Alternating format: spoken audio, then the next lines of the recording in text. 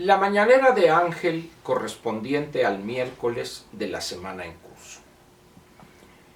Voy a comentar con usted hoy algo relacionado con este acuerdo que el presidente de la República tuvo a bien firmar y ordenar su publicación en el Diario Oficial, relacionado, dicho acuerdo, con el papel de las Fuerzas Armadas, específicamente el Ejército y la Marina Armada de México, en relación con labores de seguridad pública y en apoyo, se dice, y de manera subordinada a la Guardia Nacional. Una de las características de nuestros políticos en situaciones de dificultad o cuando alguna política pública o alguna nueva área de la administración pública fracasa, se pretende cubrir este fracaso con frases que las más de las veces son, ¿cómo decir?, irreales, incumplibles y muy alejadas de la realidad que enfrenta el país y las instituciones que son mencionadas en tal o cual decreto o en tal o cual acuerdo. Hoy sucede exactamente eso. Cuando se habla de la Guardia Nacional, debemos recordar una entrevista larga que le hizo el periódico La Jornada al presidente López, allá muy al principio de su mandato. Una entrevista farragosa, muy al estilo de las respuestas y del habla del presidente. Y en una pregunta, no sé si sembrada o se le pidió a alguno de los reporteros que estaban ahí o periodistas de La Jornada que planteara la pregunta, o si fue de motu propio. Le preguntan en relación con la idea que tiene él, o tenía en ese momento, de las Fuerzas Armadas. Antes de continuar, debo decirle a usted que durante años López criticó de una manera acerba y noble a las Fuerzas Armadas, tanto al Ejército como a la Marina Armada de México. Los acusó de todos, de asesinos de adolescentes, etcétera, de lo peor de lo peor. Y en respuesta a esa pregunta, él dijo lo siguiente: si por mí fuere, él dijo fuera, pero si por mí fuera, dice, yo las desaparecería, pero hay mucha oposición a ello, etcétera, y crearía una Guardia Nacional. Dicho de otra manera, las Fuerzas Armadas, su desempeño y tareas que por ley están, vamos a decir, obligadas a llevar a cabo, no son del agrado de López.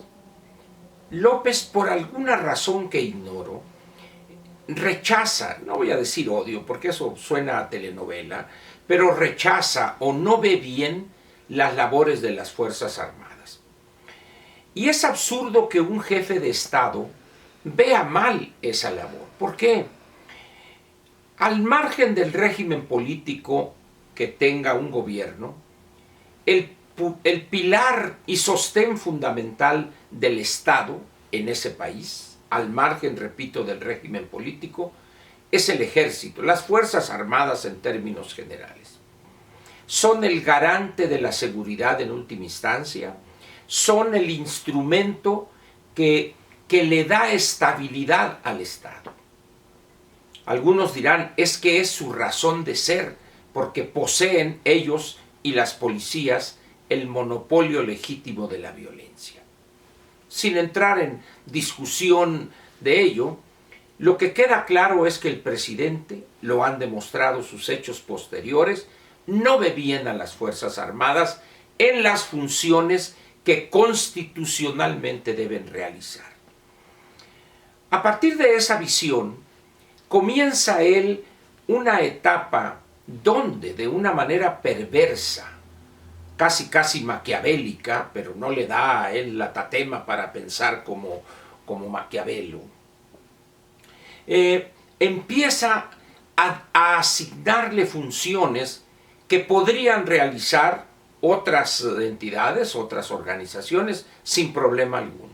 Los convierte en albañiles, en electricistas, en operadores de maquinaria agrícola, como si fueran obreros de la construcción. Los hace que lleven libros, que construyan las sucursales estas del Banco del Bienestar, más lo que se acumule esta semana.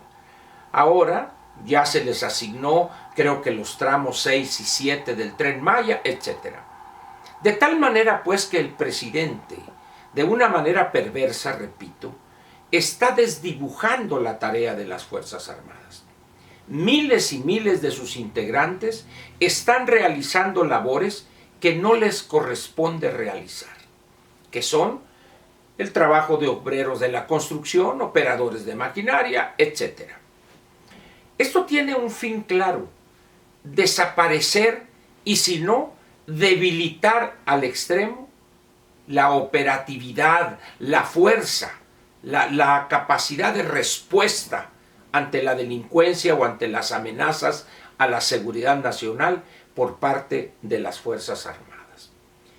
Esa es la perversidad de López. No ataca de frente a su adversario, al que quiere nulificar o desaparecer, pero sí busca salidas diferentes, pero con tal de lograr el mismo objetivo. La Guardia Nacional, como muchos lo dijimos en su momento, fue un completo fracaso, sin recursos, sin capacidad orgánica, con una confusión de mandos, y por allá Alfonso Durazo con su secretaría Lili Ledí de juguete, de tal manera pues que ante el avance de la delincuencia, ante lo inerme que se encuentra la población, las empresas y en vastas regiones del país, no queda más que reconocer lo que es más que evidente: el fracaso total de la Guardia Nacional. El problema ahora sí, lo que comenté al principio, lo que sucede con nuestros políticos es la falta de capacidad autocrítica. Piensan, si es que piensan, pero actúan pensando en que si aceptar en ellos un error, habría un rechazo completo de la ciudadanía, de los ciudadanos, perdón. Nada más falso que eso. Un gobierno como el de López, como el que encabeza él, es un gobierno que prefiere mentir, incluso sin necesidad, pero no acepta un error, por más pequeño que éste fuere. Y hoy estamos ante esa situación. En vez de reconocer que no fue operante la Guardia Nacional y que habría que asignarle de manera temporal, aun cuando ya estaba en un transitorio establecido, no con la claridad que se plantea en este acuerdo, pero al final de cuentas es reconocer el hecho que señalé: el fracaso de la Guardia Nacional. Pero a esto se agrega la burla a la inteligencia de los mexicanos. Aparece muy formal mi paisano, el Poncho Durazo, y declara, con la cara dura que lo ha debido caracterizar en todo este tiempo que ha estado al frente de esa secretaría, donde dice que el apoyo de las Fuerzas Armadas estará subordinado a la Guardia Nacional, que yo no sé si él en realidad piense que él dirige la Guardia Nacional. No, la dirige un general con un cuerpo de militares cuyo jefe es el secretario de la Defensa, mi general secretario Sandoval. Y como mando supremo, por supuesto, el presidente de la República. ¿Qué necesidad tiene el Poncho de mentir de esa manera tan burda, tan flagrante? Y aquí es donde entra un aspecto que vale la pena dejar claramente asentado.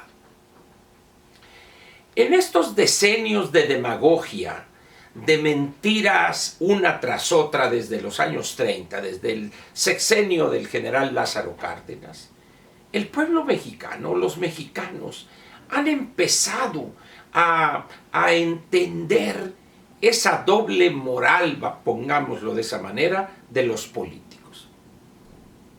El ciudadano mexicano o el mexicano de a pie, común y corriente, sabe diferenciar y sabe perfectamente cuándo aquella declaración es una mentira, es un intento de cubrir incapacidades, fracasos.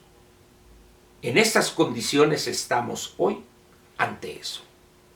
La gente sencilla se da cuenta de cuándo acá las Fuerzas Armadas se van a supeditar a un organismo que en la práctica es casi inexistente.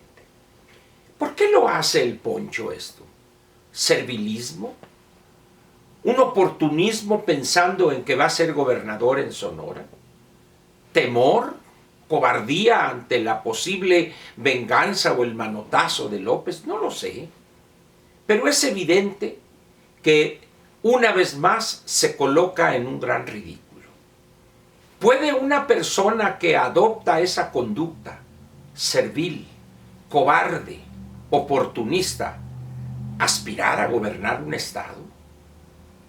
Con esa conducta, con esa forma de comportarse ante el poderoso, ¿podrá gobernar Sonora, defender los intereses de los sonorenses? Evidentemente no.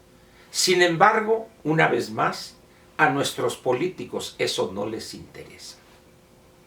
En estas condiciones, pues, para terminar con el tema, con este enojoso asunto, ¿qué es lo que vamos a ver? Vamos a ver a unas Fuerzas Armadas más activas y aquí, para terminar, le dejo a usted esta pregunta. ¿Piensa usted que el presidente les va a dar la autorización en estas ya explícitas y claras tareas en coadyuvancia en seguridad pública? ¿Les va a permitir usar sus recursos, sus armas, para responder a las agresiones de criminales, de delincuentes que los han vejado sistemática y permanentemente en estos 18 meses? Porque si no les autoriza esa conducta de hacer uso de sus recursos, de su entrenamiento, de su capacidad y detener a estos individuos y ponerlos frente a la autoridad, ¿para qué entonces hace esto? Mañana continuaré con el tema y vamos a tratar juntos, usted y yo, a dilucidar qué es entonces, cuál es entonces el objetivo del presidente al firmar este acuerdo, si no les va a permitir a las Fuerzas Armadas usar su capacidad de fuego en contra de quienes los agreden, los vejan, los escupen, los insultan. ¿Qué pretende entonces el presidente de la República? De eso hablaremos mañana. Por lo pronto le agradezco su presencia aquí en la Mañanera de Ángel, que corresponde, como dije, al miércoles de esta semana. Mañana jueves continuamos con el tema. Muchas gracias.